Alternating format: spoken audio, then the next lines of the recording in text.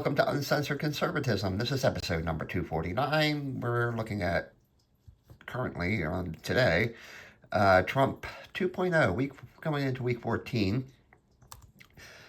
So we got to start looking at what happened in the past week because Trump derangement syndrome is really spreading like a cancer, or if you're RFK Jr., autism and Tourette syndrome. Which, by the way, have you ever seen the show on TV?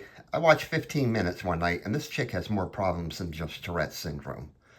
Anyway, moving right along here.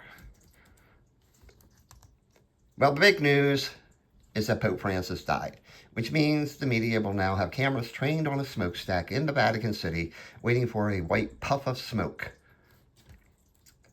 This has led to some great memes about J.D. Vance pulling a Hillary Clinton and having a trail of death and broken award statues in his wake. Well, if he's the Grim Reaper in disguise, or the real Antichrist, that is, if Trump isn't the Antichrist, then perhaps more visits are warranted by Vance to some people. This is actually funny. People on social media actually fell for this headline, and we're calling the Dalai Lama the best thing since sliced bread for canceling an imaginary meeting with Vance. Dudes, Babylon Bait, it's in their masthead. They're a satirical website, you morons. As for a replacement for Pope Francis, well, I hope a black dude from Africa gets a job. Black Catholics in Africa are literally modern-day martyrs since they're getting slaughtered by Islamic terrorists.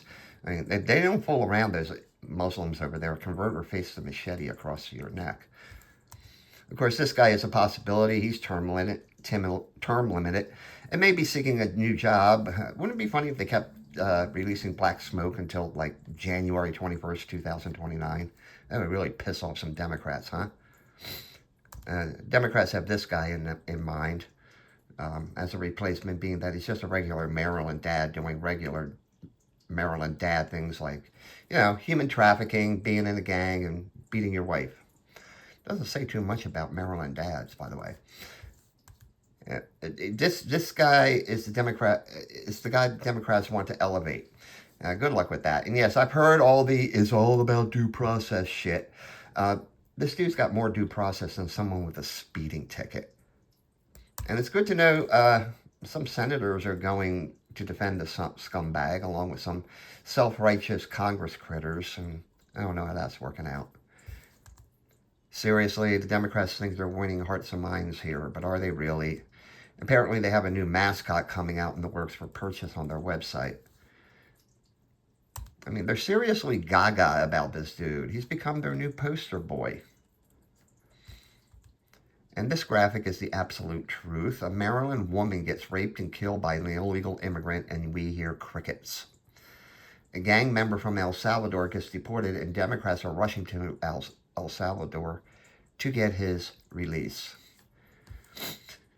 Meanwhile, the Bernie Sanders AOC roadshow continues while Jasmine Crockett of Texas continues to run her mouth. It seems that she is channeling her best Kamala Harris imitation with her voice by suddenly becoming ghetto trash for some reason. As for the bartender, well, enough said. Yeah, AOC is out there fighting the non-existent oligarchy. Maybe she should look at her friends there in Congress. And this daffy old communist from Vermont. Did you know this socialist was once kicked off a commune because he wouldn't work? Seriously. I mean, he did the next best thing. He became a politician. Ooh, look at the anger in that face. And what is it with Democrats and fire? People forget the KKK was once their paramilitary wing. Today it's people setting Teslas on fire instead of crosses. Yes, folks, this is the hill that the Democrats are going to stand on and fight. We just weren't woke enough. Incidentally, expect more potty mouths from Democrats. They're embarking on this thing called dark woke, where they're going to drop words like shit, fuck, and bitch to get their point across. So it's supposed to be tough language or something. They just may be in trouble when you have this as a spokes thing. I wouldn't say man, because that's not. Or someone alleged to have once had a nice bowl of horse semen or something. And when it's bad when Saint Obama can't even milk that racism card anymore. Meanwhile, back in the real world, Trump, well, yeah, he's been impeached twice, investigated his entire life, got shot out and dodged a bullet, then dragged into court and even posed for a mugshot. And he just keeps ticking, which is a lot more than we can say for that actual corpse who stenched out the White House before Trump.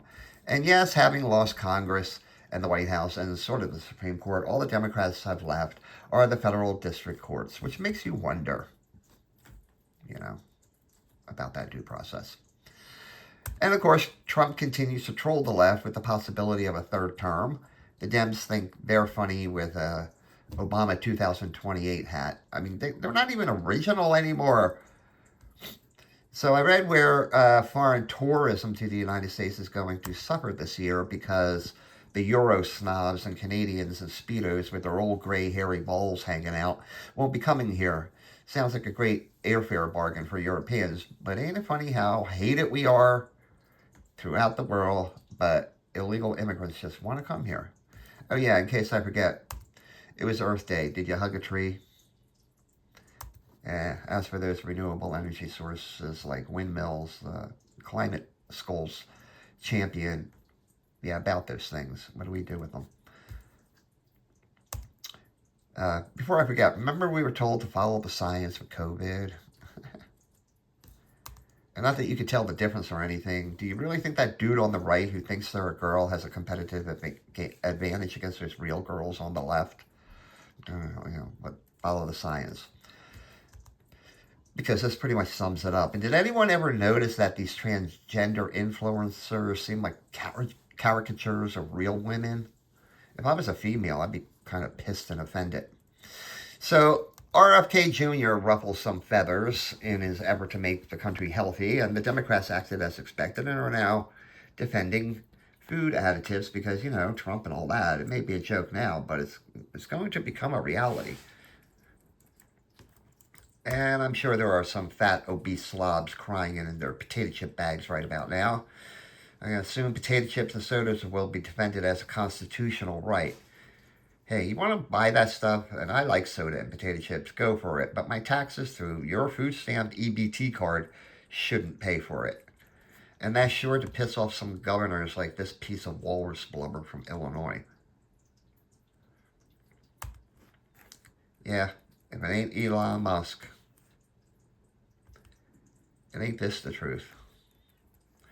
And finally, in Second Amendment news, I submit this for your perusal, or this young, likely conservative defender of your God-given rights to bear arms, as long as they lack tattoos. Get it? Anyway, that's it. Don't we live in great times when a president can create so many memes without even trying? Well, anyway, join me again tomorrow when I pick up the thing about the Constitutional Convention again. Have a great day and a more pleasant tomorrow.